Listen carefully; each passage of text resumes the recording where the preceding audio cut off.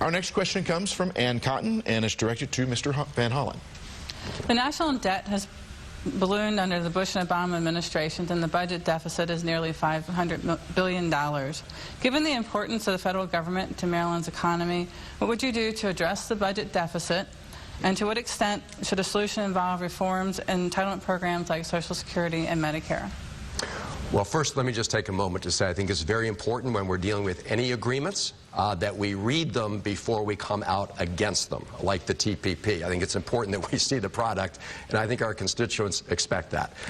With respect to the deficit, I'm the senior Democrat on the Budget Committee, and I've been leading the battles on behalf of the Democrats in Congress to put forward a plan that will grow our economy, that will invest in our schools, invest in innovation, places like the National Institutes of Health, invest in modernizing our infrastructure, but also reduce our long-term debt.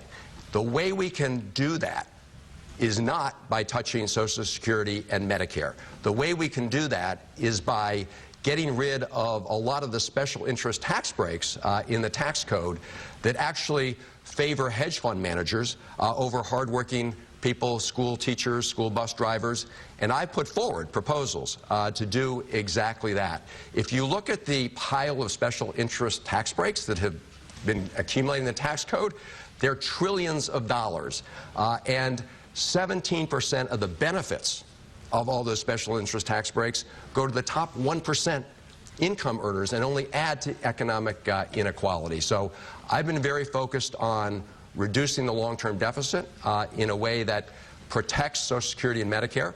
When it comes to Medicare, we can save some money by requiring that we negotiate for drug prices. Medicare should be negotiating for drug prices just like the Veterans Administration. So that is a way we can save in Medicare. Thank you very much. Thank you. Next we go to Ms. Edwards. Veterans and seniors pay into Social Security. It's an earned benefit. And I think that they are entitled to have a benefit that's paid out to them and not have that traded away by politicians who, in front of the camera, say one thing and behind them do another. Unfortunately, Mr. Van Hollen was in exactly that position in his leadership position. When he was on the Simpson-Bowles Commission, he supported that as a framework, as a general framework for reducing the deficit. The problem is that it was a framework that would have cut Social Security benefits and also raised the retirement age. And I think that that is just not an acceptable position for us to be. Social Security is an earned benefit, and I intend to, as I have done, stand on the side of seniors, especially women who are left at the end of their lives by themselves and only have Social Security. They don't have 401k plans. They don't have pension plans. They only have Social Security. And you wanted to trade it away. Mr. Van Hollen wanted to trade it away in an effort to cut a deal. And I just think there is no deal to be cut on the backs of our senior citizens. Thank you very much. Mr. Van Hollen, you have an opportunity for a rebuttal. Well, thank you. Look, Maryland voters deserve the truth. And Congresswoman Edwards is not telling the truth.